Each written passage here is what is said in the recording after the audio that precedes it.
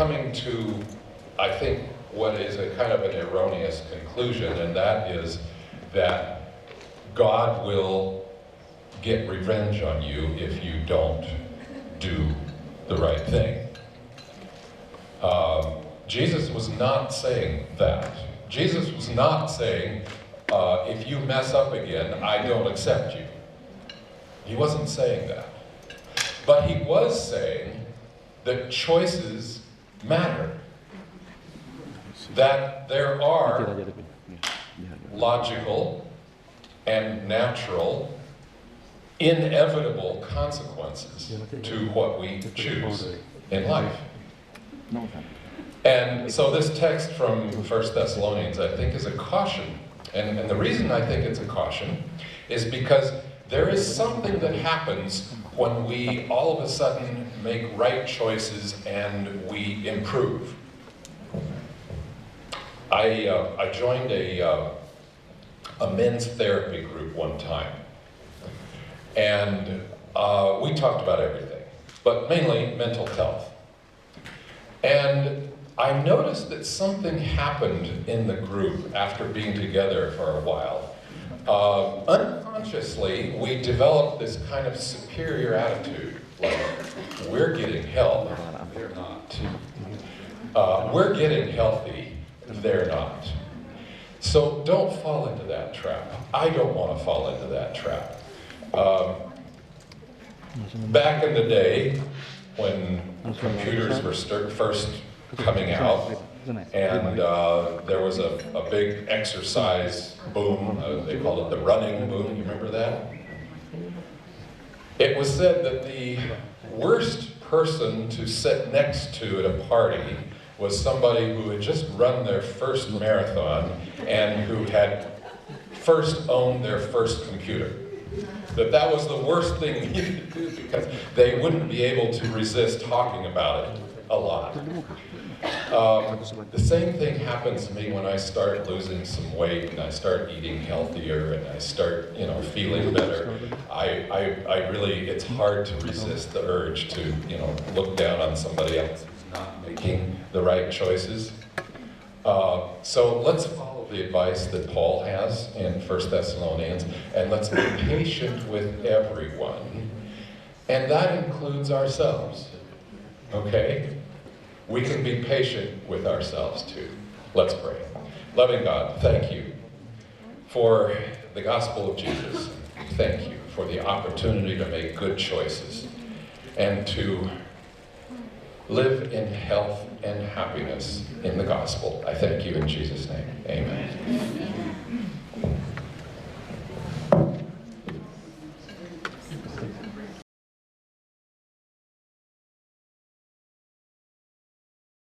The first week is done, right? The jump start is over.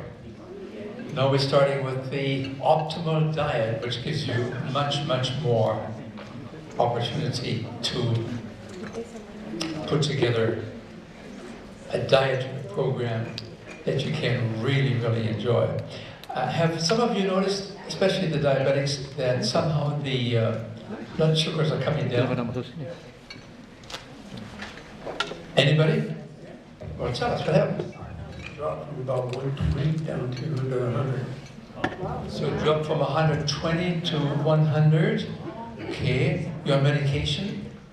So be sure you stay in touch with your physician or nurse, because chances are that they have to reduce the medication, otherwise you become hypoglycemic, right? And we don't want that. So that's good news, right? Yes? I'm diabetic, and my blood sugar in the middle of the night is dropping too low. What should I take to... Are you on medication? I just metformin. Well, that's medication. And my A1C is only 6.1 or 6.2. Are you on 1,000 milligrams or 500 milligrams of metformin? 1 pill a day? Yeah. Okay, so stay in touch with your physician. Anybody else? Anybody else? We usually have more than that. Are you just shy? Okay. Anything else is happening, changing? Blood pressure coming down? Have you noticed? Are you taking your blood pressures at home? Have you noticed that blood pressure coming down? Mrs. Wilcox? What happened?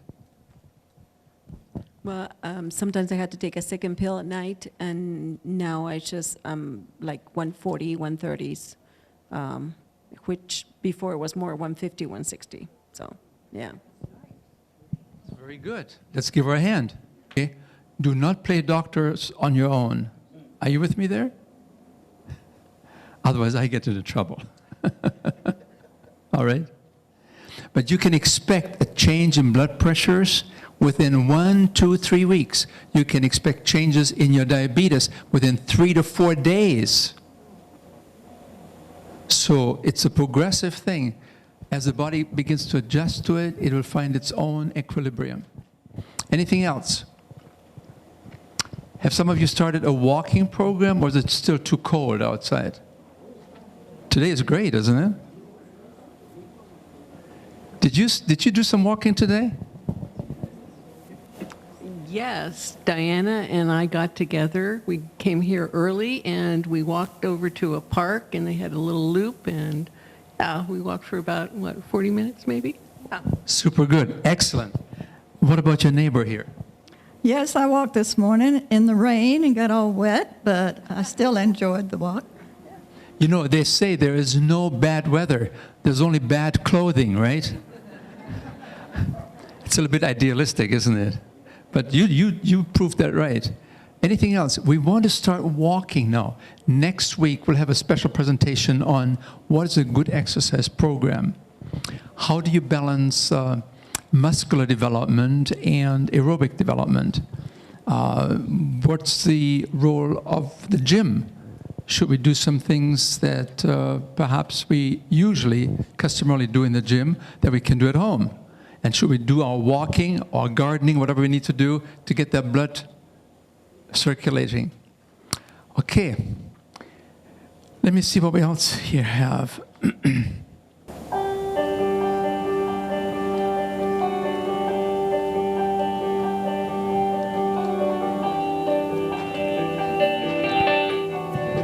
Everywhere you look, it seems a heart attack is just waiting to happen. More than 1 million heart attacks a year. That's one just about every 30 seconds. A new report from the Centers for Disease Control and Prevention says 200,000 deaths from heart disease and stroke could be avoided each year. Every year, 500,000 Americans undergo coronary bypass, and over 1 million more have angioplasty or stents. Do you know the secrets to reversing your heart disease? They're simpler than you think.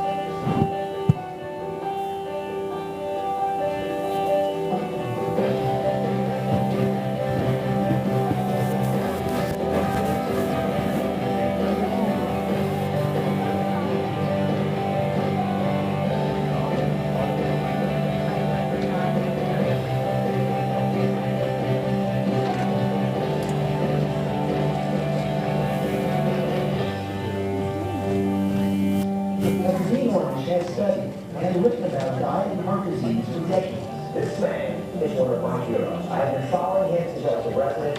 He's the very doctor who found the medical community eyes here with his groundbreaking findings on the heart. The doctor and the program that has healed thousands of hearts. You've seen results in 7 days. Your body has a remarkable capacity to begin healing itself. Because your body is trying to help you out. For over 20 years, Dr. Dean Ornish has been making headlines as the first doctor to prove that heart disease can really be reversed by changing your lifestyle.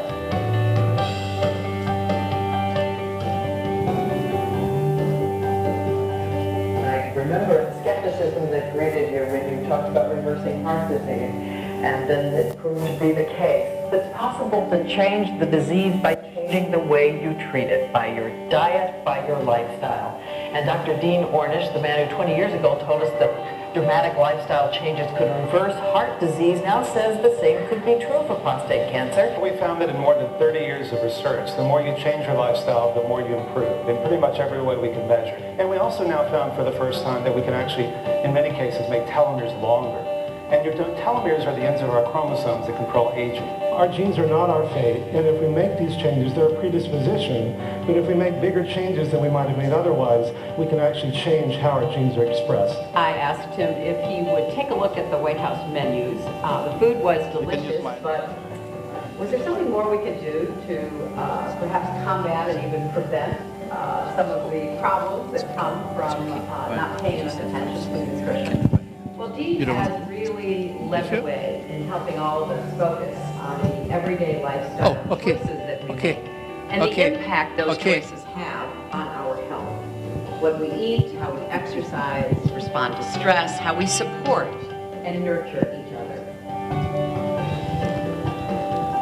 I put it in here. Dr. Ornish's prescription for heart patients includes yoga, meditation, and group sessions at his institute in Sausalito, California. If you change your lifestyle sufficiently, you can reduce angina or chest pain by 90 to 95% in just a few weeks simply by changing diet and lifestyle. People who have a strong sense of love and community and connection and intimacy are 3 to 10 times less likely to get sick and die prematurely than people who have a sense of loneliness and isolation. Medicare is now covering our program for reversing heart disease. And we've been training through a company called Healthways based in Frankfurt.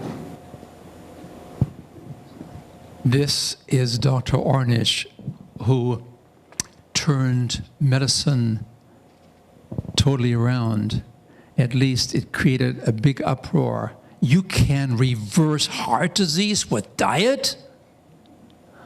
What about the bypass surgeons? What are we going to do? What about the stenting industry? It was unthinkable. And then he wrote his book, 990 pages, Reversing Heart Disease, 1990, published the reports in one of the best medical journals in the world, in the Lancet, a British major medical journal. And since then, we have seen the development of a whole new approach to these lifestyle diseases. You heard him talk about prostate cancer. That was just in the early beginnings then when he mentioned that here. This is about 20 years ago. But now we know, because he's published several articles since then, major, again, unbelievable, unexpected findings. Just like you heard yesterday, old school talk about his prostate cancer, right? The biopsy, the surgeon was totally shocked. I don't understand.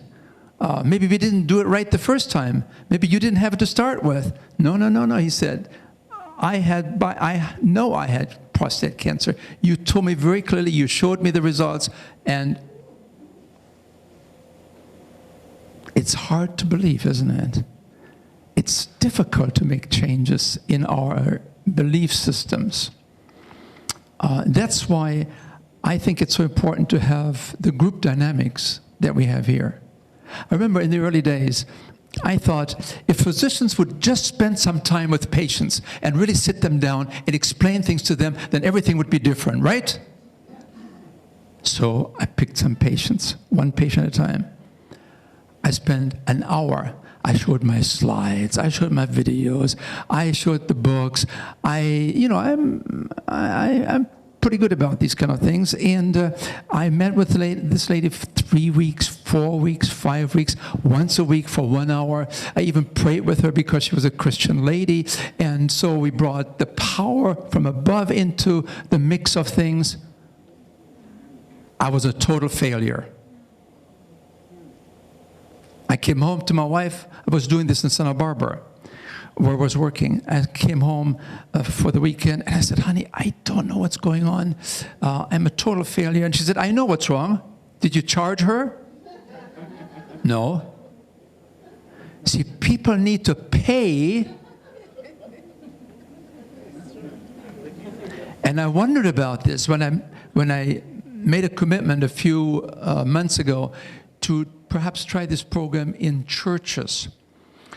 And I didn't want to be seen as someone that was trying to make money off churches. So I said, I offer my service for free. Dr. Tan, Dr. Inyo, we all said we're doing this as a volunteer effort. The $60 is just to cover some of the expenses that we have from multiplying, Xeroxing, and so on and so forth, and for some of the blood tests and so on. And so it's $60. This is really a $600 program. And I don't, no. I want to make a point. I don't know if the attendance is holding week after week after week until the program is done. Because people have not very much invested except for the time and some $60. It's really true. I wonder what's going to happen next week when we have the Super Bowl. Yeah. Now, fortunately, most of our attendees are ladies, so maybe that's our saving grace.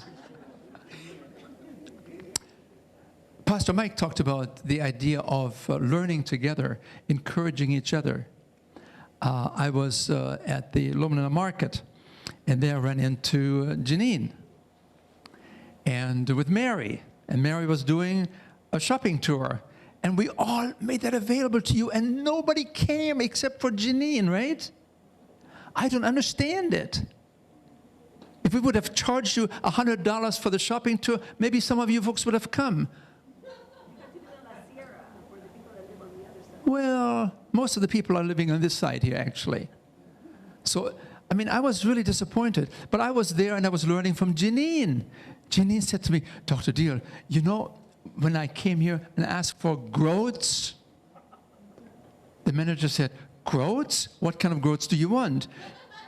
Do you want groats of oats? Because I thought that's the only thing that they have, right? He said, oh, we have also groats of wheat and groats of barley and groats of whatever it was. And you see, we're learning together as we're doing things together.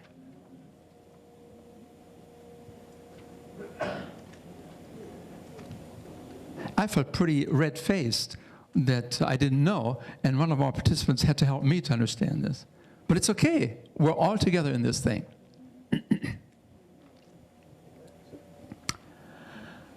You saw Dr. Ornish, right?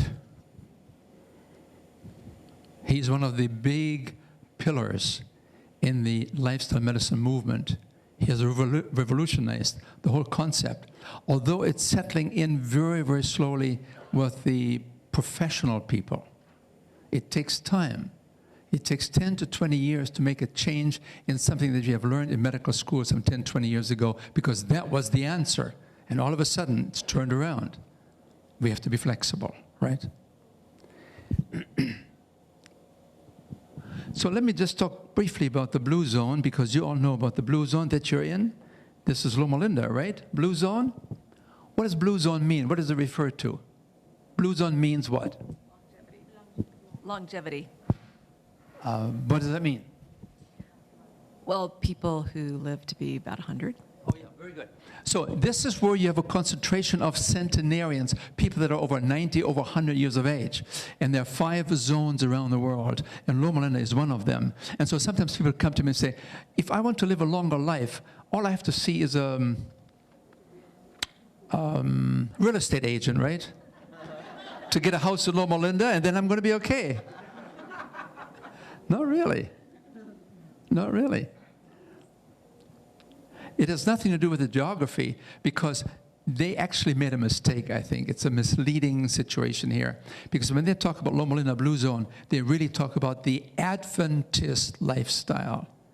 Because anywhere in the world that you go to and you find Adventist concentrations, you go to Japan and you find that the Adventists in Japan live longer than anybody else there.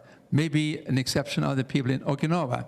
But the Okinawans are losing their advantage because they're becoming westernized now too. That's one of the 5 zones. You can go to Mongolia and you look at Adventists there, and Adventists live longer than Mongolian people.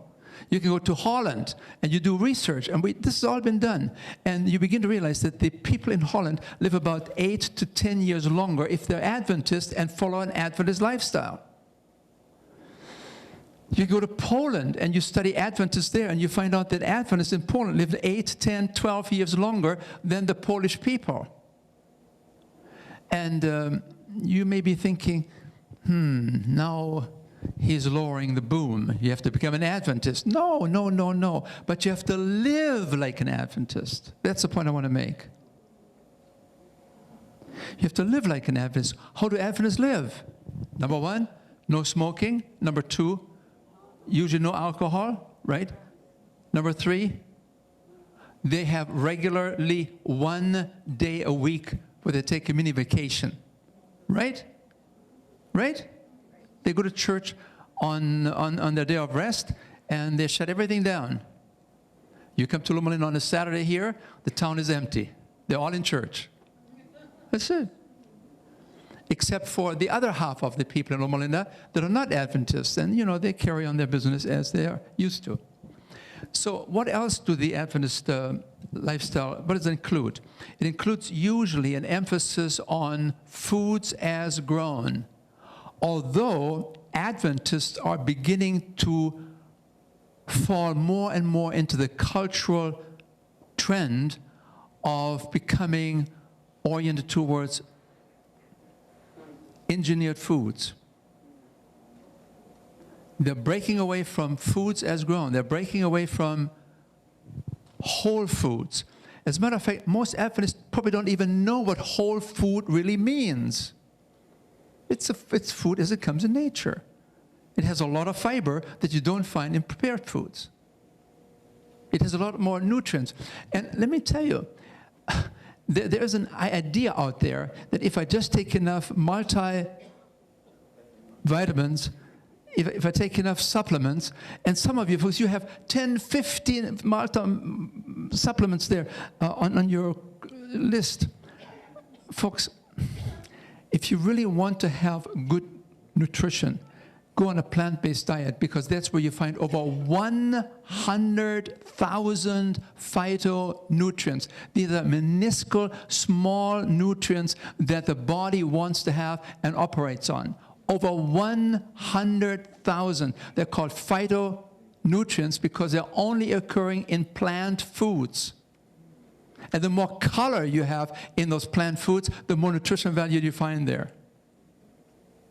So you don't really have to worry about these food supplements. They may actually disrupt and undermine the ecological niche that the body represents for different nutrients. So I just wanted you to be aware of this. And so they looked at Adventists in this big study where they enrolled close to 100,000 Adventists in 2002 here in North America. And they followed them for the next 7 years, and they recorded the kind of the disease that they were developing. People have often asked me, what do Adventist people die of? And I said, they die of old age. And then the Adventist Health Study, this is this big 100,000 people study. They came to me and said, you were wrong. Adventists die of heart disease. Adventists die of cancer. Adventists die of these common Western diseases, but they usually die 20 years later. In the last 20 years of life, they have no gradual decline like most Americans have. They die slowly. They begin to die at 55, and they get buried when they're 77. Adventists, you got the idea? Adventists keep on living. It's a healthy lifestyle. They're full of energy. Dr. Wareham, 104 years of age, he was still doing his gardening work there. This is what, we're not just talking about a longer life, we're talking about better health, longer health. And so then at the end, they find out that it's about the last 2 years, some final disease will knock you down, and the end is there. But it happens 20 years later than in American people. Now, among the Adventists, there are people that have different dietary lifestyles. Let me see if I have it here. Yeah, there it is. Oh, it's not showing up. Let me see.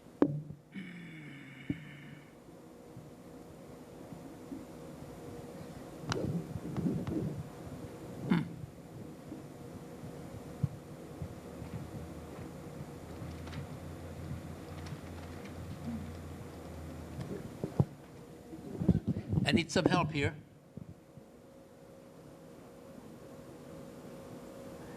See if you can put it on show mode.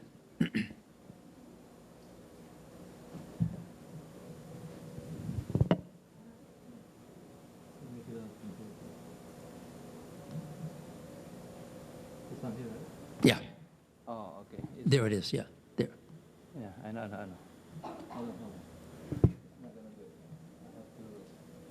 Okay.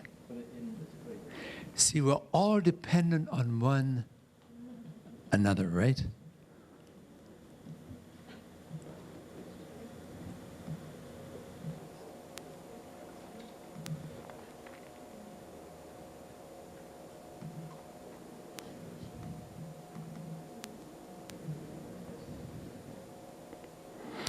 Well, let me just tell you what I was going to show you. 50% of the Adventists in North America are carnivores. Surprise, right? They eat, 50% of them eat animal products, and particularly animal flesh foods. Another 1/3 of the Adventists are lacto-ovo-vegetarians. What does that mean? Lacto, milk, ovo, eggs, but no meat. Okay, yes? No, it's no video. It's no video. It's a slide. I'm looking for the slide. This one should be on show mode. Yeah, There it is. Well, thank you. Thank you, thank you, thank you. So, please take a look. Meat-consuming Adventists are 54 and 6%, 50% of the Adventists. About 10% of them are fish-eating vegetarians, and 31% of them are lacto-vegetarians, and only 9% of the Adventists in North America are total vegetarians. They are plant-based eaters, okay? And the group, what's interesting to me, I'm not really surprised, is the fact that, as many other studies have shown, that Adventists that are non-vegetarians, as you see there, they have 64% of their deaths is from fatal heart disease, while the pure vegetarians have only 23%. So within the Adventist group of people, if you're moving from meat eating to vegan diets, you have 1/3 the amount of fatal heart disease. The same thing is true for hypertension. The red column indicates the presence of high blood pressure, which is being treated by medication. And as you move further and further down towards a total plant-based diet, to the very left-hand side here, you notice the prevalence of hypertension goes down, down, down, down. So we begin to realize there are different levels of how we can improve our diet. Cholesterol. The meat-eating Adventists have 5 times more, 15% versus 3%. That's 5 times more high cholesterol levels that are being treated by medications. Yes? My own personal experience, because I have been Seventh-day Adventist friend, it's their use of oil, I think. A lot of oil. When they have these haystacks, I mean, they're putting those Fritos on the bottom. Maybe they put the lettuce and all the other things, right? But they consume a lot of processed and oil-based things when I go over to home to keep their home. I'm more rich. No, I think you need to be careful. You're attacking now the holy grail of the Adventist lifestyle. What do you call these things? Haystacks? Are they real? But I saw the problem the first time I ever had a haystack. I saw the problem. You saw the problem right away, yeah. Okay, thank you. That's a sore spot for Adventists, isn't it? I'm glad you raised the point, so I don't have to do it. But it's true, right? Something to think about. We also talked about the cholesterol issue, that the higher the cholesterol in a person, the more likely it is that you develop coronary heart disease. We already talked about this. The ideal cholesterol is probably like here at 150, but most of us have cholesterol levels of 200 or 250 and plus. And the more the cholesterol alone will drive significantly the death rates from coronary artery disease.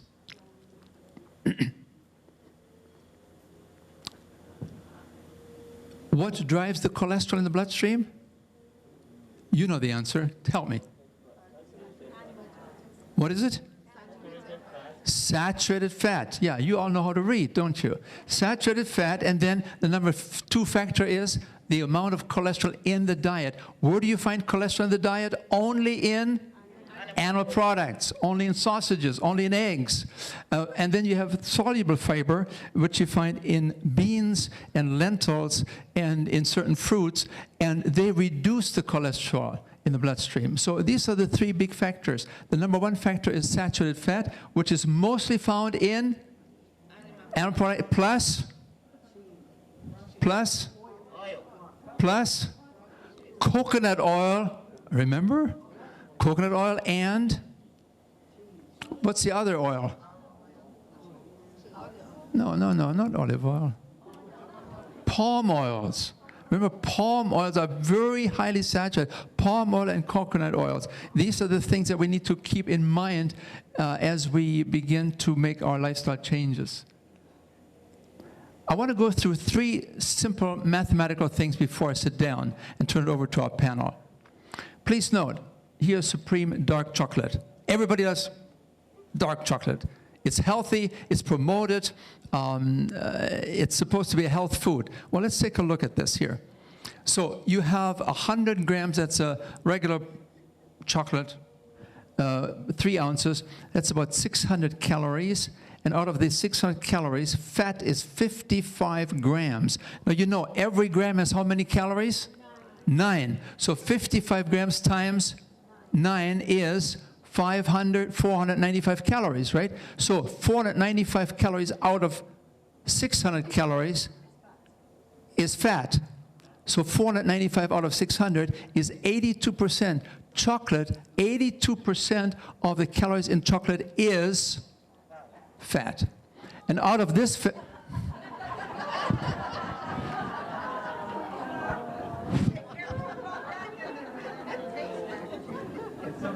can somebody help me? I'm getting lynched here any minute now. It's getting worse. Listen to this. 32 grams out of the 55 grams here is actually saturated fat, which means chocolate, dark chocolate, 58% of the calories, 58% of the grams of fat in dark chocolate is actually saturated fat. I need to go on, otherwise I'm getting in trouble with Dr. Tan here. Okay, so we can have a question-answer period afterwards. Okay, so ground beef. So you have, this is a 60, that's a big, it's a pound of ground beef, 1,400 calories, and 124 grams is fat, times 9 is 1,116 calories out of the 1,400 calories is fat. This is ground beef, which means that ground beef is 80% fat. And you thought you were eating protein, right? You get the idea? Please note, 56 grams out of the 124 grams of fat, 56 grams is saturated fat, which means that 45% of the grams in ground beef is saturated fat. So be careful with these kind of things. One more. You have seen those banana chips, right?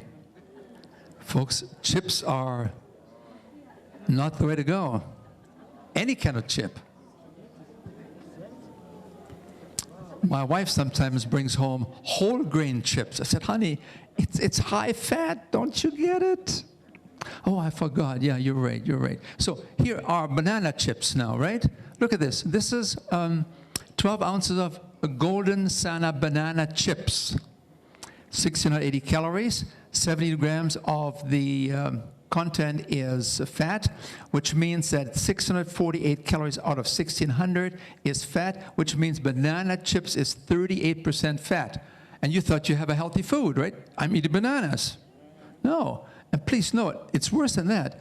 60 grams in the bananas out of the 72 grams is saturated fat, which means that banana chips are 83% of the grams of fat is saturated fat. So you have to be very careful and read the label.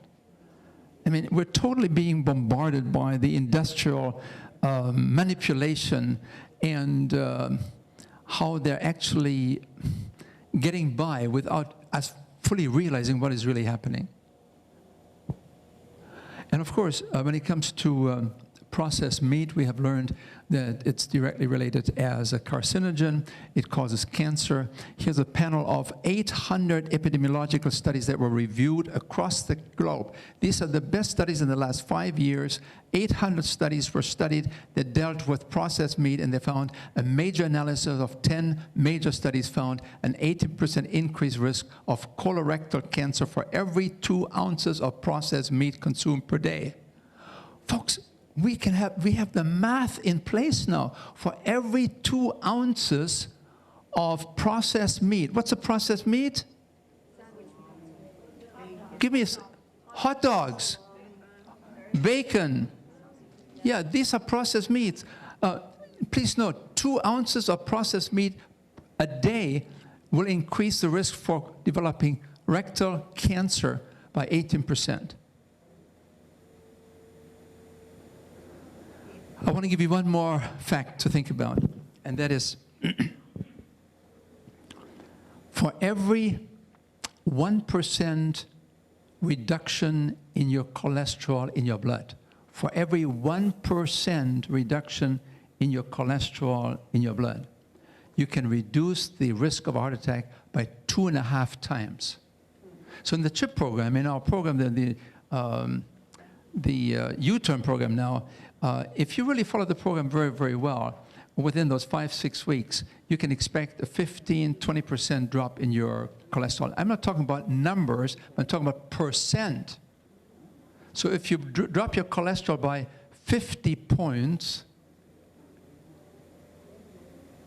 and your cholesterol to start with was 100 and, let's say it was 200, that means 50 over 200, that means 25%, is that right? 25%? 25% times 2.5 times gives you the drop in your coronary risk. The likelihood of a risk of a heart attack declines by, what did we say? 25 times 2.2. That's 60% reduction in your risk of a heart attack in 5 weeks if you do it right. And you heard Dr. Ornish, and everyone is saying that nowadays. The further you go, the more serious you are in moving towards a very simple diet plus an exercise program, the larger the change in your likelihood of developing a healthy, long life. So I just thought I'd leave these kind of ideas with you. This is the kind of cow that we recommend in our program here. Lots of color. We protect the animals. The animal rights people love me when I show this slide. And we begin to understand that when you follow this kind of a diet, this is the American diet, lots of meats, dairy, eggs, processed foods, alcohol, and caffeine. This is the typical standard American diet. The worst health is right up here.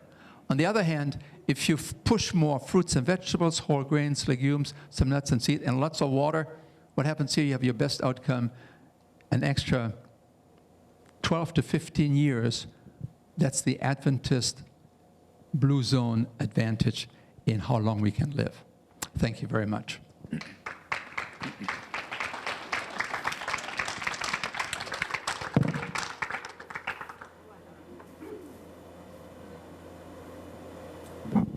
Thank you, Dr. Diehl. At this time, I would like to ask Dr. Wayne Dysinger, Dr. Jen McAllis, Dr. Daniel Inyo, Dr. Hans Diehl, and we're going to do a medical panel. Let me have the chance to introduce Dr. Dysinger. He's a giant in the health field. He was the the founder and the chairman of the lifestyle medicine, and he is very much into holistic and lifestyle medicine. And then he has been, actually I have known several of his family members for a long time, and it is such a pleasure for you to join us here. Dr. Jen McAllis, I think in 1982, you must be very, very busy. You got 2 master's degree, one for health education, one for nutrition, and you also got your a doctorate degree in public health. And it is an honor also for you to be here. And Dr. Daniel Inyo, he was an emergency medicine by trade, and then well, I was an anesthesiologist by trade. And starting 1985, we have been busy doing all the health talk internationally, and then we are both members of lifestyle medicine, and it is a pleasure also for us to be here, to be with you all, because actually this is the dream of Dr. Inyo, to have this program in this church. This is such a big church, and we just had the health department just recently. Dr. Ernie Medina is the director, is the health director of the health ministry, and then so he assigned us to be kind of in charge of this program at this time. This is the first time, and it is my dream that we can form a team that maybe one of these we can make this program annually. All right. And of course, Dr. Hans Diehl, we have introduced him, and he's our guru. All right. The first question for Dr. Dysinger. I have hypertrophic cardiomyopathy and irregular heartbeats, so it's like flutter. Actually, it's like flutter fib. I had 2 ablations, 5 years apart, but now my cardiologist is recommending the ICD, and he thinks that otherwise my flutter fib will come back. Now, number 1 question, will change in lifestyle take care of flutter fib? Number 2, should I get the ICD? So this question, well, first I just thank you for allowing me to be here. And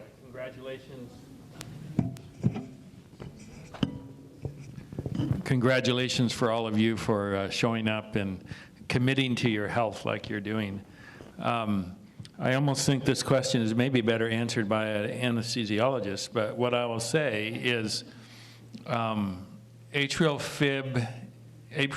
fibrillation and atrial flutter are generally, they can be caused by a lot of different things, but underlying them is a issue with the electrical system of the heart.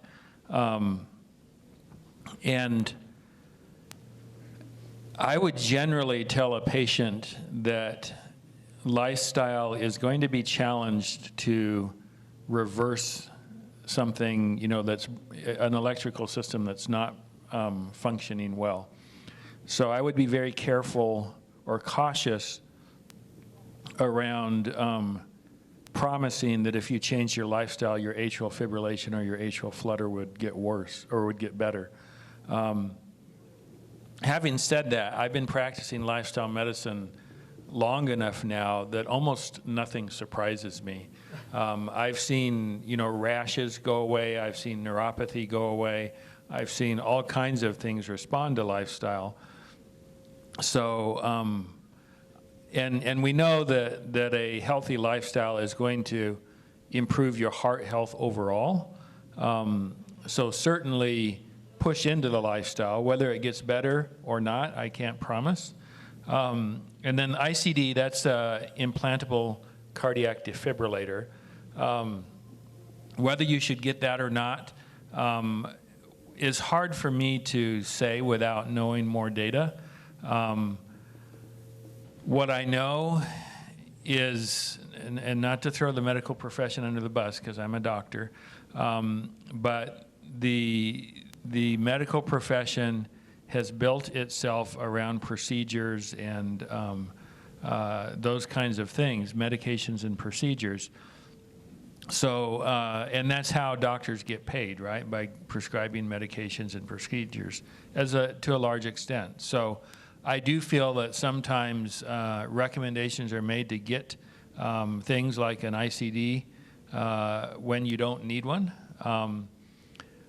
But it doesn't mean that you might not need one. So I would have to see your more details about, and really I'm not a cardiologist, so really a cardiologist would have to show a lot of detail around the electrical pathways in your heart.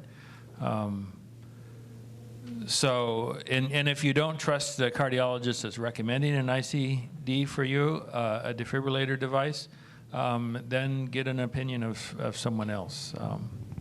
So I will stop there on that question. I like. Good. Is this working? I'm not so sure about the second opinion, unless it's at least 100 miles away. Because physicians are like in a union. They're part of an organization. And they kind of oftentimes protect each other very well. So that's why when I had a person coming to me and asking about, should I have a bypass, I said, I'd like to recommend that you get a second opinion, but call Dr. Esselstyn. He's 2,500 miles away at the Cleveland Clinic. So, I mean, this is sort of to augment maybe your good counsel there, that maybe we should make sure that there's enough distance so that there's no collaboration there. Can you live with that? Yeah.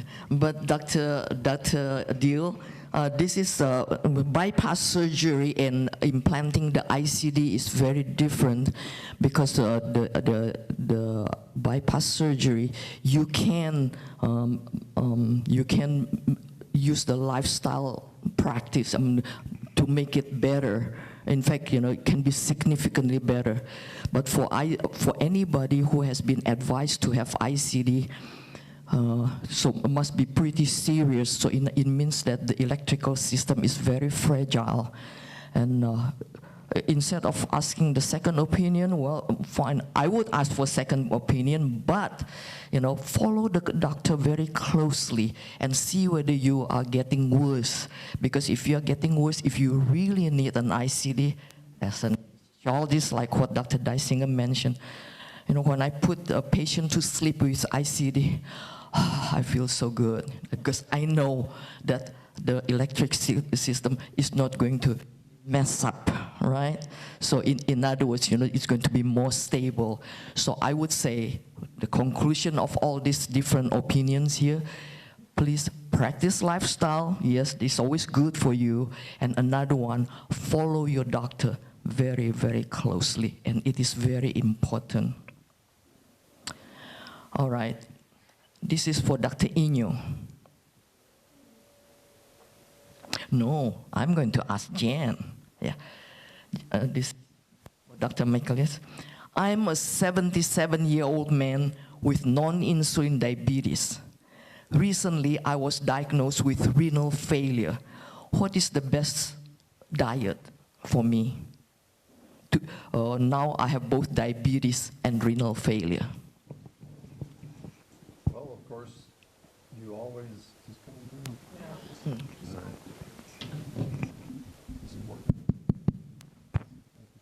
Now it's working? All right. Of course, you have to always...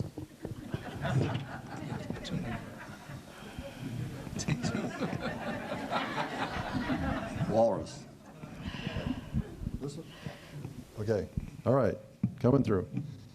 You have to always do the disclaimer, which is ask your doctor, but typically, kidney failure, this is a good chance to plug this book. There's a whole chapter on this book called How Not to Die by Dr. Michael Greger. He's got a whole chapter on kidney disease.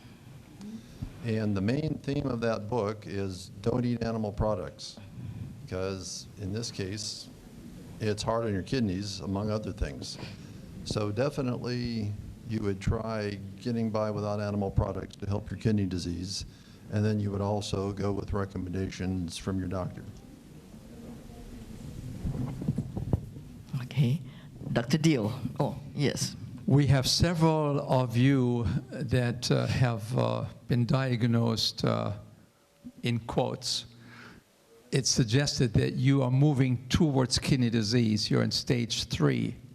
And that means that it's just a matter of time unless you make changes. When you have animal protein, it's very, very hard on your kidneys. It's a filtering organ.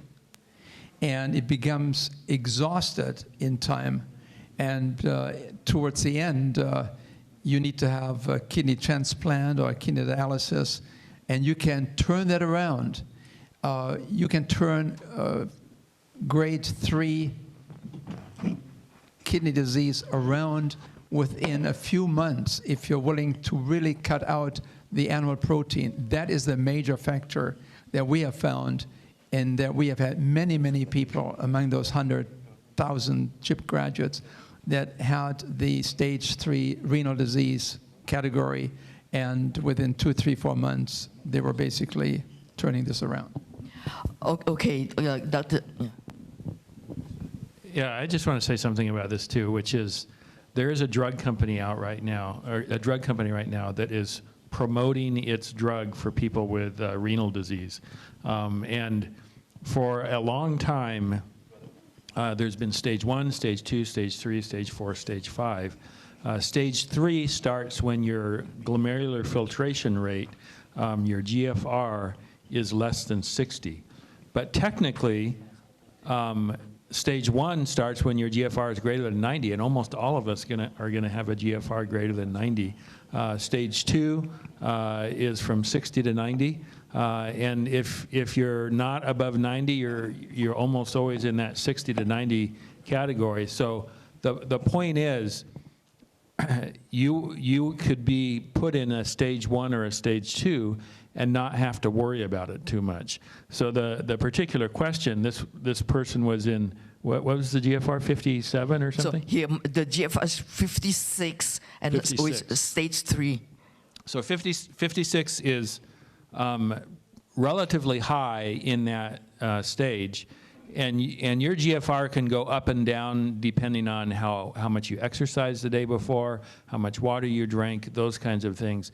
And you know, within this lifestyle medicine movement, where we're sort of trying to encourage people that you can reverse your disease by just being healthier, there is more and more evidence that you can reverse kidney failure by eating healthy and by doing the 4 pillars that Dr. Ornish talked about, or you know, just going more towards plant-based. So the bottom line is, if you have a GFR of 56, that's not very concerning. It's something you should pay attention to, but if you push hard into a plant-based diet, you'll very likely bring it up above 60.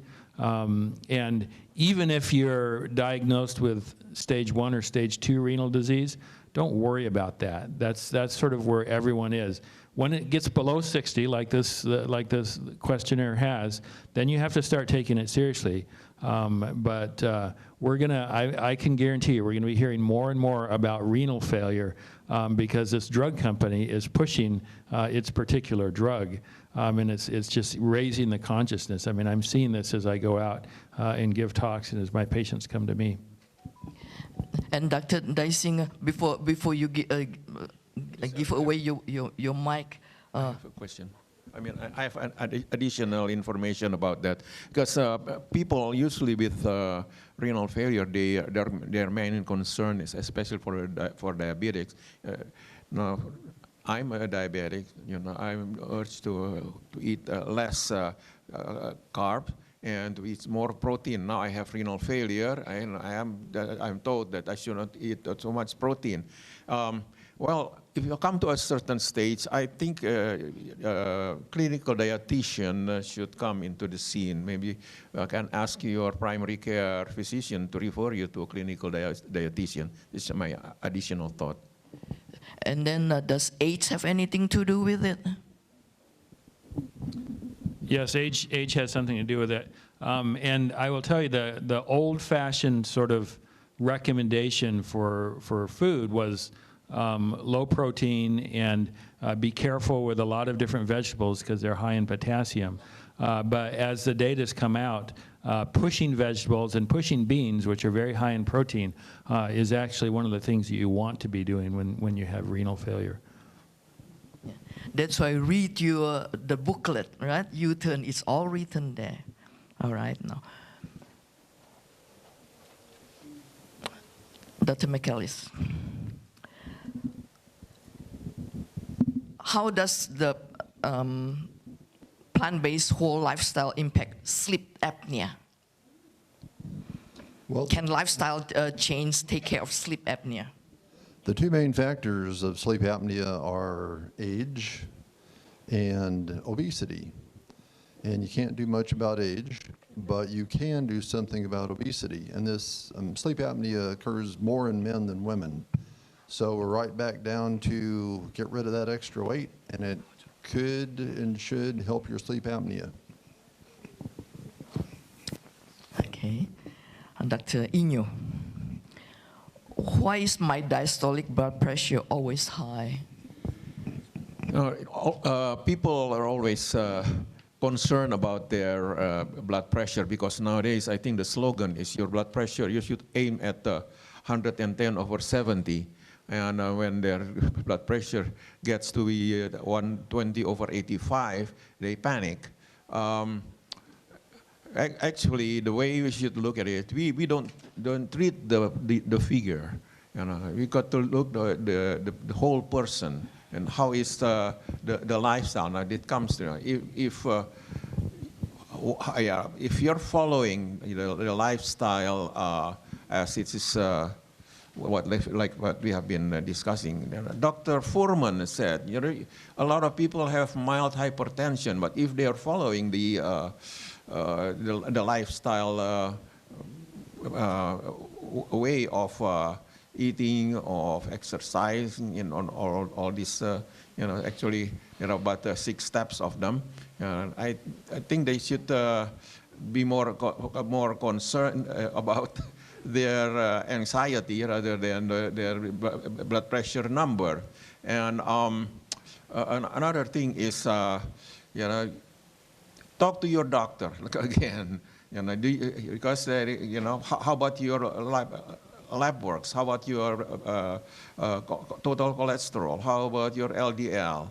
And how about your triglyceride? Those are the most important parameters. And you've got to look the issue as a whole, rather than just look at numbers.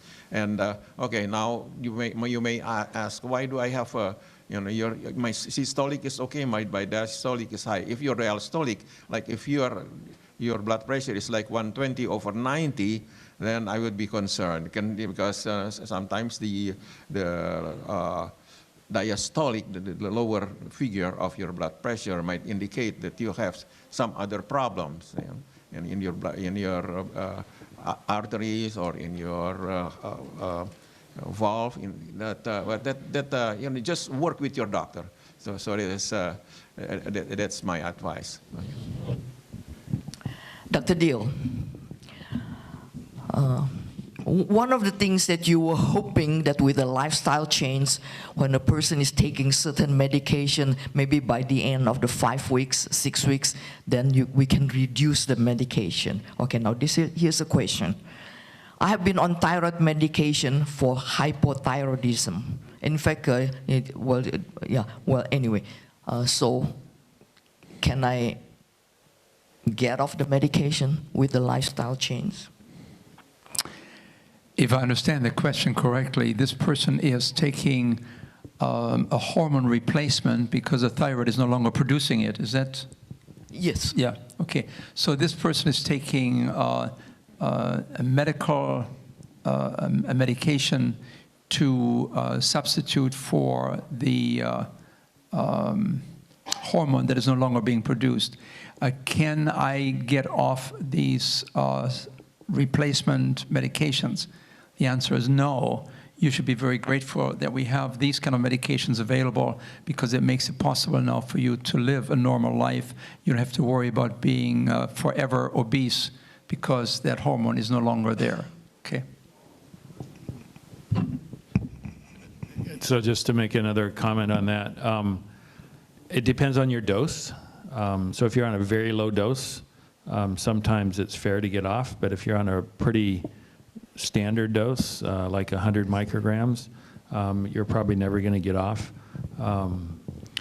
But again, I've been practicing lifestyle long enough that I pretty much never say never. I think it's always worthwhile pushing into lifestyle and seeing what happens. But generally, I agree with Dr. Diehl.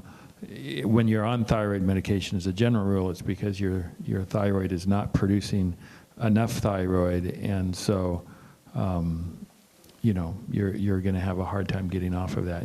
And as Dr. Diehl said, just be grateful. Okay, I like all these nutrition questions. Okay, Dr. Michaelis. Since plants do not contain vitamin B12, where can we obtain vitamin B12? Yeah, that seems to be, just come through. That seems to be a weak link in the vegetarian and the vegan diet, is that there really aren't that many foods that contain vitamin B12 other than animal products. And since you don't want animal products, you're pretty much stuck with at least a vitamin B12 pill. And it's okay to take pills if it's good for you. So, you know, there's not really much of a way around it. Eat like tons and tons of food that has some vitamin B12 in it, but that's impractical. So we're looking at the pharmacy. There are some questions, though. They said that, you know, I've been taking vitamin B12, but how come my homocysteine level does not change? And then later on, you know, there's some suggestion when you take your vitamin B12, chew it. You know, don't just swallow it, because it is some of those pills, the coating is very thick, and that is very difficult to digest. Talking about homocysteine, isn't it in that booklet also one of the risks for heart attack, right? All right, here, Dr. Diehl. Can lifestyle change cure sickle cell disease? Is there any study on lifestyle or cure sickle cell? Would epigenetics help us here? Remember we talked about epigenetics, where the jockey on the horse directs the path of the horse. Can epigenetics help us here? The answer is, while we have seen that genetics can be affected and can be suppressed in its expression, when it comes to sickle cell anemia, I think there's nothing that I know of we can do. This is clearly a purely absolute genetic problem. And to try to find a way around this, I'm not so sure. Do you have any suggestions about this? Yeah, so sickle cell disease is genetic, and you know, every cell in your body is born with that gene, so you're not going to change that. What you can do is try to decrease the number of sickle cell attacks that you have, and that's a pretty big gift if you have less sickle cell attacks. And you're more likely to have less sickle cell attacks if you live a healthy lifestyle. So, yeah. Actually, that's very important. All right, this is also for Dr. Dysinger. What are the best recommendations for healing leaky gut? There's a leaky gut syndrome. And then while you're talking about that, also talking about the chronic ileus. So leaky gut is generally considered a intestine that is not healthy and is not filtering your foods well. And my general recommendation on that is to eat less processed foods. What tends to bother our intestine, it can be a variety of different things, food that you don't tolerate well, other things, but as a general rule, it's chemicals that our body's not used to or that are not healthy for our body. So staying away from chemicals that are in your food is the first place to start, and those tend to come in the highly processed foods.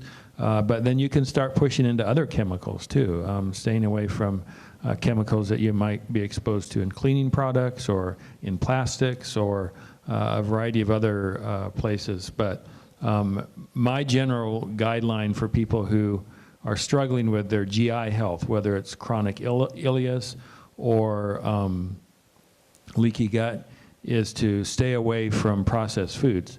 Now, another thing that's very important in gut health is fiber. And where do you get fiber from? Plant-based foods. So beans are your best source, vegetables, fruits, whole grains, all of those are high in fiber. So having a good fiber load, fiber is what's called a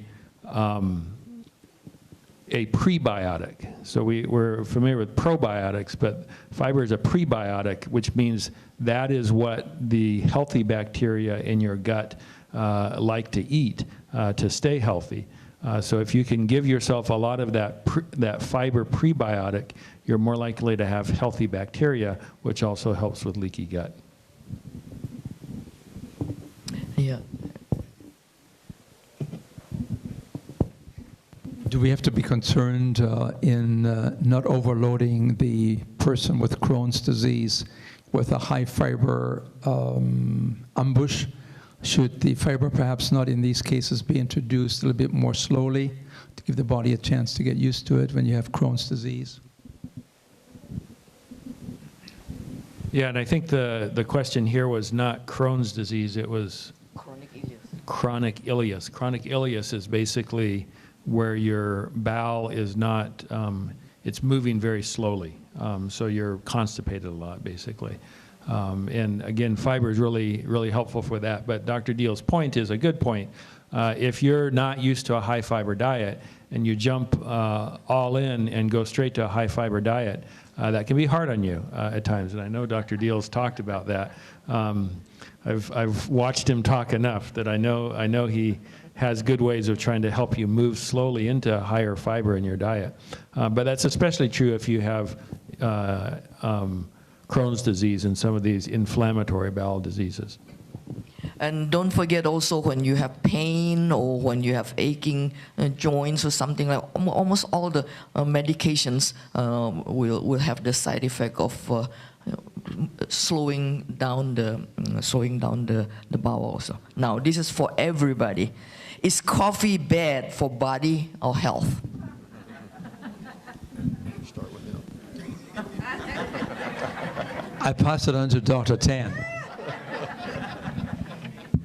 By the way, it's also in your booklet. I have read that booklet for already 3 times through and through, so I know it's there also. What does it say? It's bad, don't take it. Well, when I was young, my parents used to give me an illustration because we live in a society where everybody drank coffee. And my father said, when you drink coffee, it is just like you whip a horse. He might run for a couple miles, but after that, the horse is gonna get slower and slower. And so, coffee is just like, it is a stimulant. In fact, 1 cup of coffee has 95 grams of caffeine, and 1 pills of noodles has 200 milligrams of noodles. My question is why noodles is considered drug and coffee is not. So, you come to your own conclusion. So I'll say this about coffee. The worst part about coffee is generally what people put in the coffee. It's the sugar and the milk, or the artificial sugars, which are worse, the creams. So coffee can be sort of toxic when you put all those other things in it. If you're just talking about black coffee, I think the research is more, is less clear around just black coffee. If you look at some of the traditional, my family and I just had a chance to go to Turkey, so they have Turkish coffee there. But guess what how they serve Turkish coffee? It's a tiny little cup, and it's just black. And same with Arabic coffee. So if you sort of go for coffee in those more traditional ways, it's probably safer for you. But the way we tend to eat it here out of Starbucks or other places here in the US is almost always going to be bad for you, to be honest. So I've got a little story about coffee for you. So you go to the office and you skip breakfast, because that's what you do, you're in a hurry, and you look around about 10 o'clock, 10:30 because you're hungry, and there's the coffee machine, so you grab a cup of coffee. Now, the caffeine in coffee mobilizes glucose, which means it raises it up. And of course, what's often next to the coffee machine? Donuts. So you get the coffee and you get a donut, and you grab that. Sure enough, your blood sugar goes up and up and up. And then your body produces a pile of insulin to grab that blood sugar and get rid of it. Your blood sugar goes down. So about an hour later, you're hungry again. You go back to the coffee machine. The donut is still there. You grab another donut. And so you just do this. Your blood sugar is doing this. And after many years of this, your blood sugar can stay up in this range rather than coming back down normally. So you're basically amusing your body when you're drinking coffee and eating donuts on an empty stomach. And then my interest is rest and sleep, because the Lord made our brains so wonderful that the cerebral spinal fluid has to be washed every 24 hours. And then so if you take too much caffeine, that will interfere with your sleep, like with sleep, and so you cannot clean up the debris in the brain.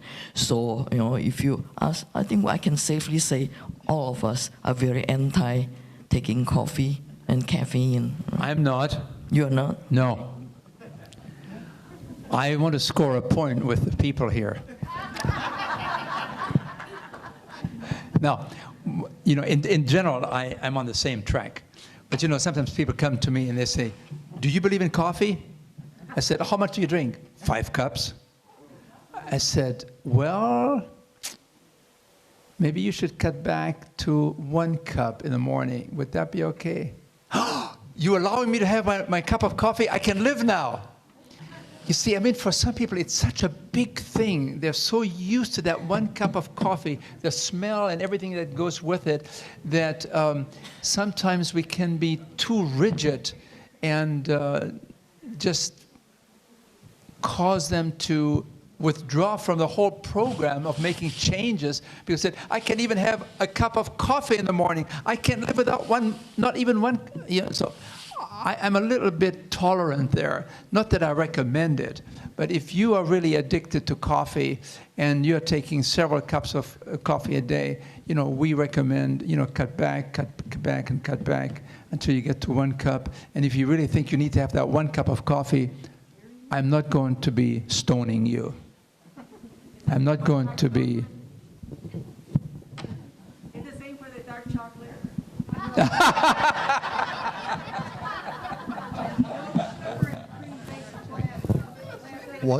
One thing about coffee, if you're ever up in Yucaipa and you know where Dutch Bros Coffee is, the coffee shop there on Yucaipa Boulevard, the lineup of cars at that place in the morning is amazing. It's like all the way around the building, back up the streets, incredible. People waiting in line to get their coffee.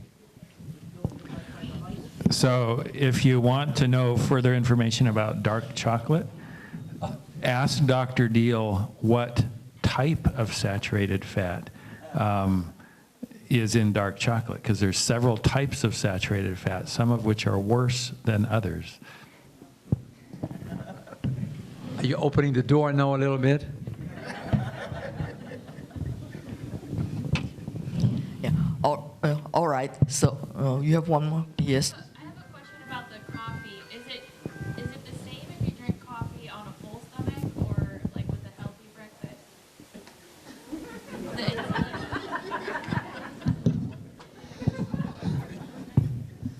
Just get a Keurig, 1 cup, that's what I'm saying.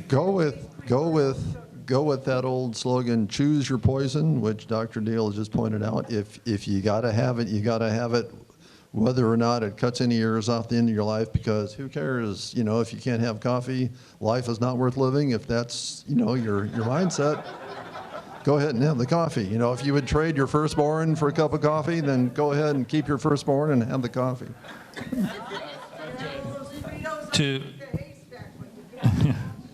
To answer your specific question a little more, I don't think I've seen research. I love to give answers via research. I don't think I've seen research on coffee with food versus coffee without food, but it would make sense to think that coffee with food was a little better. Dr. Michaelis talked about this. If you have a healthy, high fiber, mix of little protein, those kind of things in your diet, in your morning breakfast. So, for instance, I love to encourage people to eat beans for breakfast. So, if you have beans and a little cup of coffee, that's going to really flatten out that blood sugar spike, and so I would think that it's going to be better for you.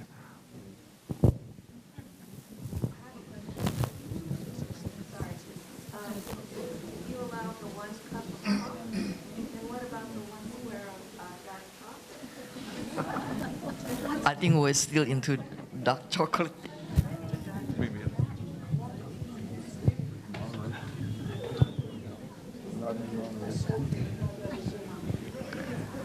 So it's like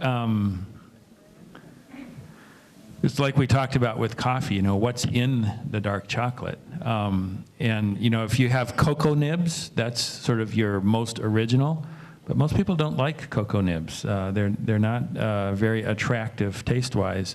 So the cocoa nibs are sort of spiced up a little bit to make them more attractive. I will say this: I occasionally have dark chocolate, and I'll leave it at that. I like to recommend a piece of chocolate. No problem.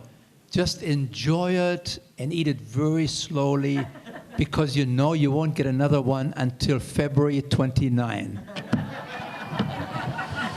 Yeah, well, with that thing in mind, okay. Thank you, panel, Dr. Diehl, Dr. Michaelis, Dr. Dysinger, Dr. Inyo, and talk again sometime later. Thank you. All right. How about everybody will stand up and stretch a little bit? And I think Dr. Michaelis, you are the director of the minute program, something like an exercise program. So don't you have that, like if you have for 1 hour, you're supposed to stand up and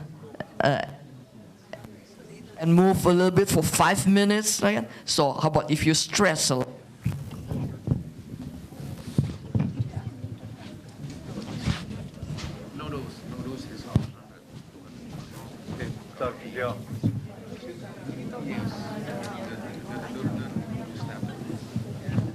Doctor, what were you going to say about these 2 items? Okay, so one action study. I don't even have that. This is the best egg substitute I've found. Oh, I do eat it, yeah. Like the Exeter Brothers, right above the regular egg. Yeah, I've seen that. But didn't it have a lot of fat in it? It's made out of mung beans. Oh, okay. And so It's processed, that's the worst thing. it's processed, but it's hard to find an egg substitute that's not processed. So we tried various ones, egg beaters and stuff. This seems to be. Can you cook with that? Thank you for all your Scrambled eggs. I made this for family and friends, and they could not tell the difference with regular scrambled Maybe and you not. could, Sarah, I could ask one of them. Not a problem. But my dad is 77, very healthy. The only, I can safely say, you are the only Emmy winner that I know, and I'm so proud of you. Yeah. And today you're going to have the cooking demo, but we're not going to have the cooking demo because we're going to use the video. But I want you to explain about your other life, how you have all the YouTube and everything.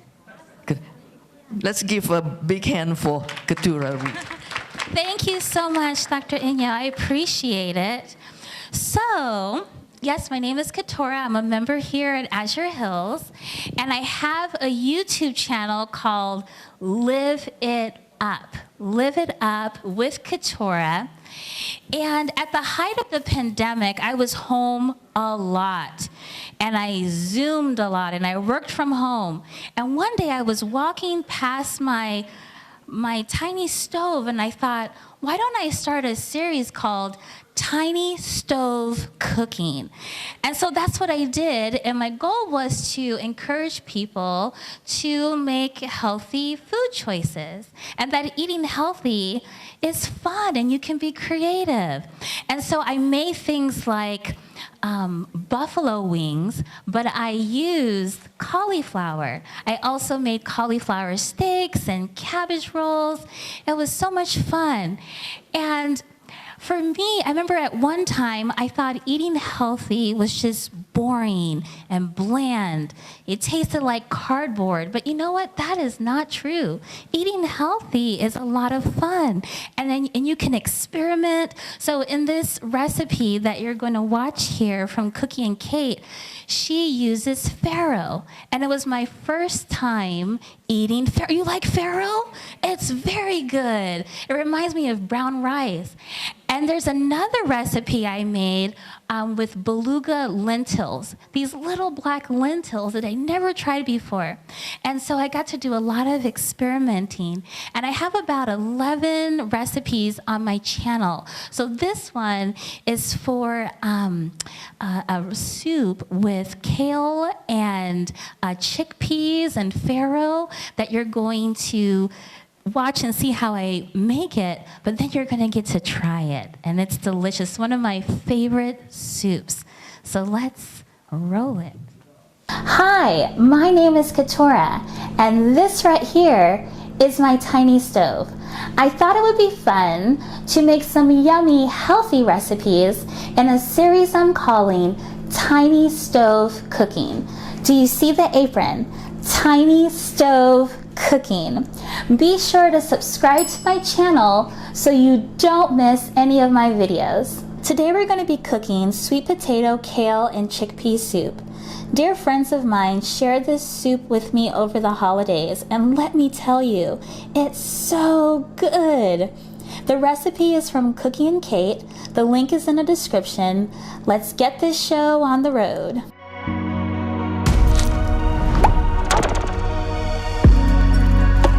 First up, 2 tablespoons oil. I use olive oil, and 1 large onion chopped. And we're just gonna cook that for a little bit. 1 red bell pepper chopped. That in there. 3 cups sweet potato. And then 1/4 teaspoon salt, and you can add more later for taste. You're gonna saute for about 5 minutes. The recipe calls for 2 tablespoons Thai red curry paste, or you can use 1 tablespoon curry. I use curry. Stir until everything is coated. Now to this you're going to add 1 cup of uncooked farro.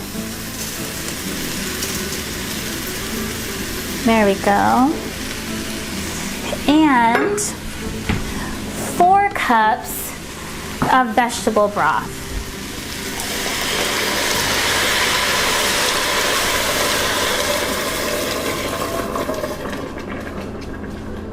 There we go.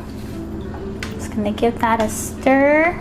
Okay, once the mixture comes to a boil, you're going to reduce the heat and let it cook for 25 minutes.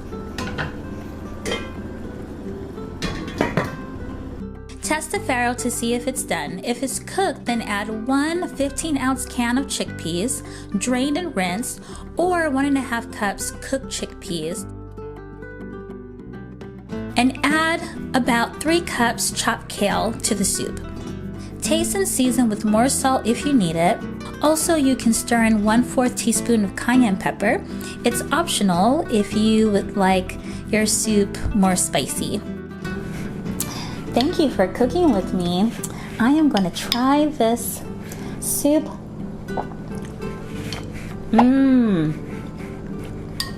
That's good. What is your favorite soup recipe this time of year? Tell me in the comments below. Don't forget to subscribe to my channel, like this video, and share it. Until next time, live it up and enjoy a hearty bowl of soup. See you next time.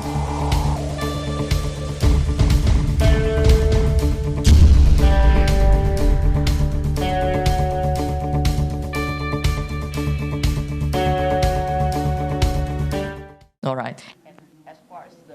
As far as the vegetable broth, I try to pick the low sodium or no sodium. It's very difficult to find the no sodium. Clark will have around here, and then sometimes Loma market will have also. But that time when we went to Loma in the market, they didn't. So taste your vegetable broth. Yes.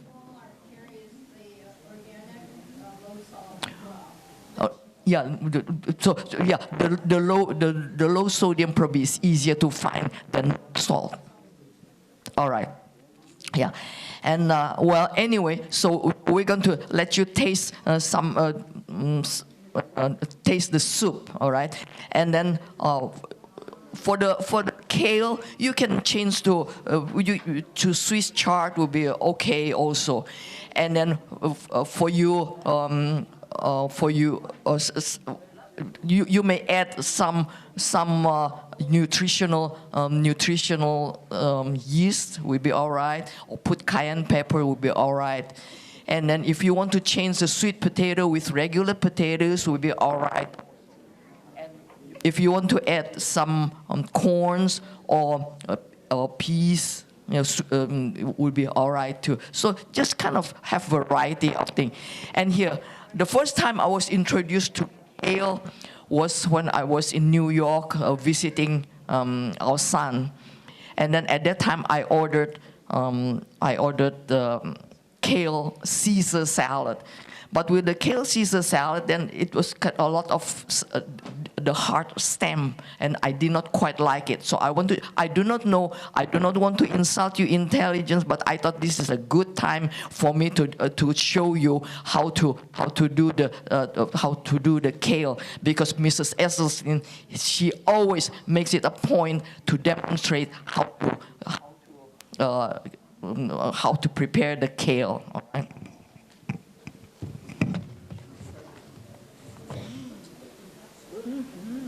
There are several types of kale, and this time we use the curly leaf kale. But you can use the dragon leaf also. But that one is kind of biterish, so it doesn't taste very good. And so with this curly leaf, then it's easy for you to just kind of pull. Pull is easy. And you don't have to throw away the stalk, because this stalk you can either boil with other vegetables like carrots or celery, and then to make vegetable stock, that's perfectly fine. Or you can chop very fine and then stir fry it, or that one is possible also.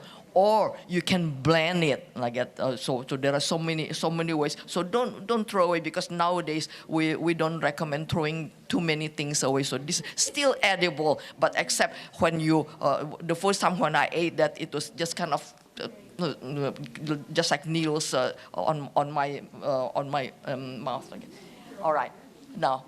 And then this kind of leaves also are very kind of tough. So here I have some chopped one. Can you come closer?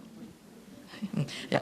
And then they call, when I had the rehab classes, and then so the nutritionist taught us how to make the kale softer. So called massage it. So sometimes in the ladies' literature you can say massage it. You massage it just like just kind of. It will be brilliant green. And so this is very good for you when you want to make salad. And kale can keep a long time. You can keep 4 days up to 7 days. All right also. I don't like it already turns yellow, but otherwise, it's and massage. And then so makes it softer. Then you can eat the salad nicely. And just try to. This is one of the best green leaf vegetables that we recommend. Is low calorie, high in potassium, high in vitamin C, high in fibers. So it's very good. And you can see one side then come soft and brilliant green.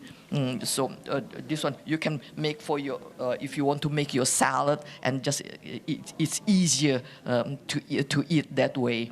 And but if you want to cook it, you want to saute it, then there's no problem. So today I think we introduce you about kale, and in the soup it's just easy. I added the kale the very last, and it just cooks very, very fast. And in United States, for some reason, I came from Indonesia, the vegetables tend to be tough, that when you want to cook the sweet potatoes, it takes a while for the sweet potatoes to cook. I do not know why. But here in United States, it's very easy. It's very easy for the sweet potato to stop. Another one that farro. The reason why I pick farro is that that is one of my favorite ancient grains, and it's very good, and it's almost indestructible. That was even when you keep warming it up, you can still feel the kernels. But this one here, I recommend the pearl one, because you know why? The pearl farro tastes good. It's just like eating the groats. Like it's just more like so you chew. But if you try with the crude one, or maybe the growth kind, there's a little bit funny taste, aftertaste in your mouth. That's why I would say that just you try to find the pearl fat. Kind of, I would like to remind you about that, and then I hope. I do not know about the less salt, less oil, less sugar. Whether it's okay for you, and then I would say it's with a little training you can adjust to the taste. Yeah? All right. Thank you, Keturah. Let's give her a hand.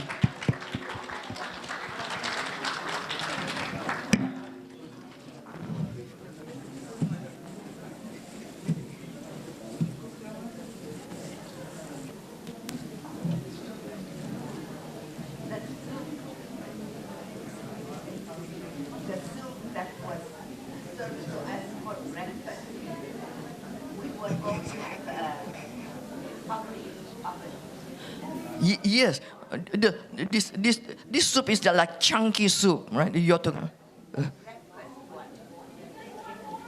We were given it for in the day that we had breakfast.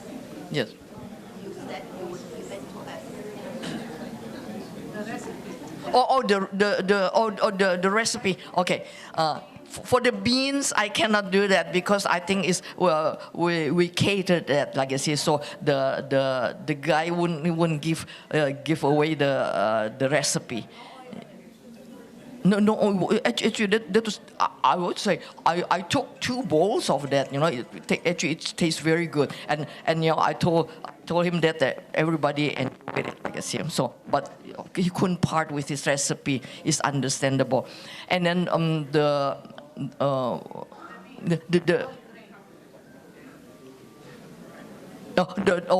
multi-grain. The multi-grain, yeah, after the lady will be back with the next breakfast, all right? And she will, and then there's another thing, the scrambled tofu. The scrambled tofu. Yeah, you want the recipe too? Yeah, and then yeah. Why did the man want to give us the recipe? Oh, because I think it's his secret recipe. Because he's selling it. We cater it. You know, some people are very possessive of their own recipes. You know. Yes, yeah, yeah. I'm just. But feel free to go to his restaurant, Angelo's. Yes. Angelo's, Loma Linda. No. Angelo's is not Nazwa. Angelo, the bread, yeah, yes. That's not Nazwa. Nazwa is here. Oh, yeah, but she's not. Oh, okay, yeah. Oh, okay, yeah. Okay, so I see the connection. Yes, so good. Yeah. All right. I think this afternoon we have fun, and then I like you all ask questions. Like we're going to have another session later in the several weeks later, and just kind of participate because we try to make the session alive, and then if nothing else, we are going to learn together, right? Learn together to be healthy, and then we're just part of the family, and we just kind of and try very hard, and you can see that all the recommendations I can just summarize it, and most of the panelists agree that you have to have close relationship with your doctors, right? And then minimum at any age group, minimum once a year to see the doctor. But if you have issues, the doctor might want you to see more often, like every 2 months, every 3 months, every 6 months, something like that. And be sure that includes your lab work too. And then be proactive. For instance, if you have been seeing the doctor for a long time, and you say that you have lipid panel, you have a metabolic panel, and then you have something like that, and just tell your doctor, oh, I would like to have that done. All right, and just it's okay. Sometimes you remind your doctor because doctors see a lot of patients, so it's okay. And then so that's number 1. Number 2, medications. As much as possible, follow the doctor's advice. And even this kind of session, if you have any questions, you ask your doctor, say, from this, like I say, what do you think? Because the doctors usually will entertain your question. What do you think? And then you just consult. And try not to stop the medication by yourself. And then it is just, I can say, not very nice. Yes.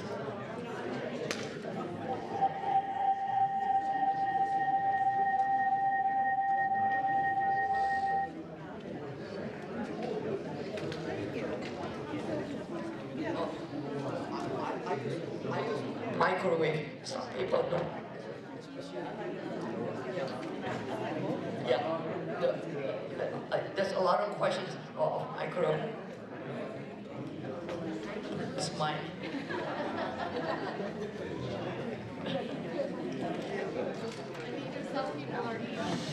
Yeah, this mic goes. Sometimes the mic can get very fragile. Keep walking around. Well, I think every one of us has experience of a microwave, right? And then, does the food taste better with microwave or not? That's the most important thing. Even a piece of bread doesn't, a piece of cake, no. So, as much as possible, of course, the newly made food is always is always the best. Okay? But if you have to refrigerate and then microwave, probably will help somehow. And then, but how about meat? No, not good for microwave. Absolutely not good. It just kind of make the consistency so horrible. And then vegetables, of course, it makes the vegetables very gooey. And I don't like it, especially if you cook the Chinese food. Okay, so that's we established that already. So microwave, if you have to, you can use it.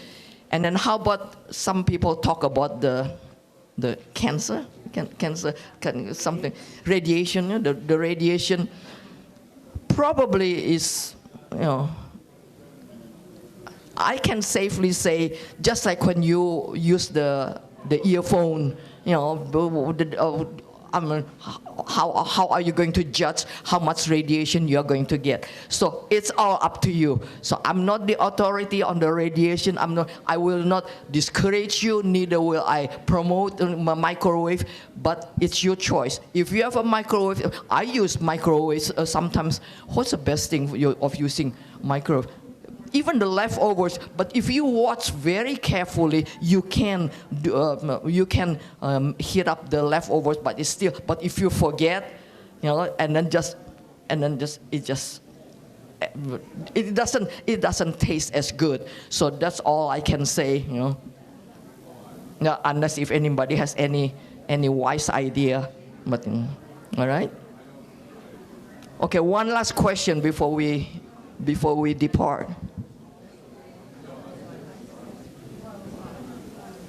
All right, and then, well, I think the most important, well, one of the things that we discussed is about the coffee, and then I think we didn't touch on the 3% coffee, the decaffeinated, and then a lot of times when we are in a party, and then sometimes they have this, I don't know, it's just customary, especially in United States, especially in a very fancy dinner, then they always serve coffee, right? Serve coffee, and then you ask for all decaffeinated. I mean, what does it? I mean, is it better?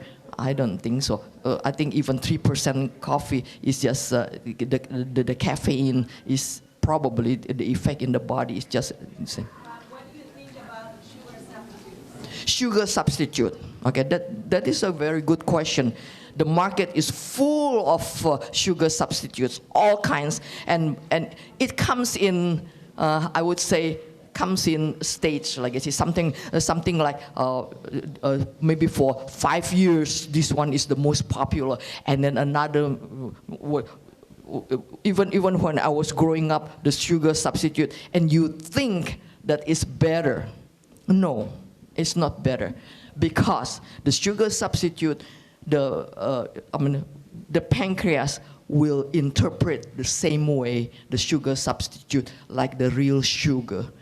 And then, unfortunately, also they always make the kernels, the crystals, just like the real sugar, and then the looks just like the real sugar, the taste just like real sugar. So, sugar substitute is, you are just deceiving yourself, really.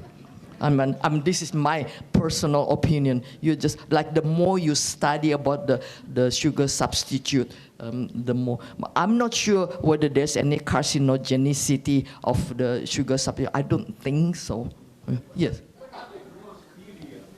Stevia, that's one of the, right now, the in thing is stevia. But stevia, I don't know. I have to ask my husband that, because my husband always uses stevia. So, what is fruit monk?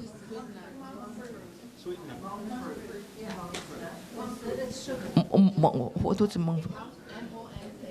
I don't know what monk fruit. I cannot answer you that. Yeah, I vaguely have heard of it, but I don't know what it is. Yes. What about salt substitute? Salt substitute. What is in salt substitute? They use potassium, more potassium inside. But salt substitute, I don't know.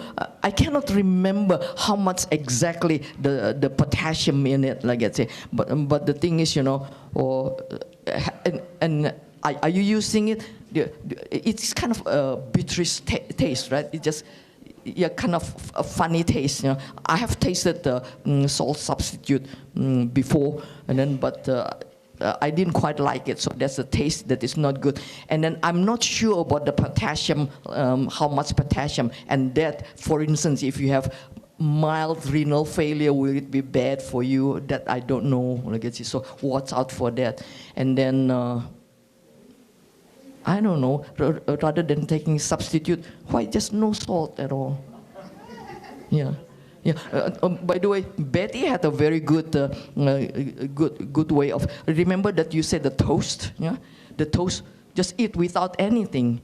You know, and train yourself to eat toast without anything, because I eat salad without any dressing at all. You know, in fact, I don't even squirt any lemon or anything. And after a while, I get used to it. You know, so this is the same thing with the rather than using the salt substitute. You know, probably just don't use it. Could that cause iodine deficiency? Iodine, that finding salt. Oh, iodine. Yeah, in United States, almost all, well, most of the time, they use iodized salt, and then it just kind of for the, I think it's for the thyroid. You know, for the thyroid, it's okay. It's just very small amount. If you go non-salt, won't that affect you? Well, maybe not, because you can eat something else in the food, like I say, and then again, I think it's okay for me to tell you that I was on cardiac rehab, right? Because if you look at me, I hope I look normal. And then, but I was told that I needed a heart transplant because I had severe cardiomyopathy. That was like 3 years ago. I was very sick, and then just before the pandemic. And then, but I said, well, I'm 79 years old. I don't think I want a heart transplant, you know. Just so I had a drastic lifestyle change, and. We were already on lifestyle kind of mode, but then now it's just, I just have to be more rigid about it, like I say. And then so when I was on rehab, the dietitian said that use the natural, when you use salt, use the natural salt, like I say, natural salt. I have to ask my husband to explain what it is. In Indonesia, we just had the brick. I think the natural salt is just from the seawater, okay? The natural, the salt, the natural salt. And so, when you look at it, it doesn't look very clean, you know, because there are a lot of debris in it. You know? But you know, it tastes. If you put in the food, you just forget about that. No, it doesn't have that grit or the sandy grit. Or no, it doesn't have that kind of taste. So at least the teacher said that was the best again. rather than the iodized salt and everything. But again, and then talking about remember that you have the Himalayan salt and something like that, where the one salt is better than others. I probably wouldn't go that far. Like I say, I think salt is salt is salt. It's sodium chloride, right? Yes. And Himalayan salt, yeah, a lot of, especially I love the magazines, that has a lot of cooking thing in the magazine. And they always say, oh, like kosher salt, Himalayan salt, something, all those kinds of salt. Well, no, they're all the same in the body. Yeah, and then even I think that even the taste, that it doesn't have any. More salty than regular salt. Yeah, well, salt, depending on how much you put, but it's always very salty. And salt, by the way, is very bad for the body. And remember that booklet said no salt, no caffeine, and it just train yourself. This is, by the way, our seminar actually all started with Terence Tay. He was very heavy, and then so one time he had a heart attack, and he coded actually several times, but he survived. And then so he said, oh, I'm going to teach everybody to have the healthier lifestyle. And he always preached, like he said, okay, now when you want to taste something, how long is your tongue?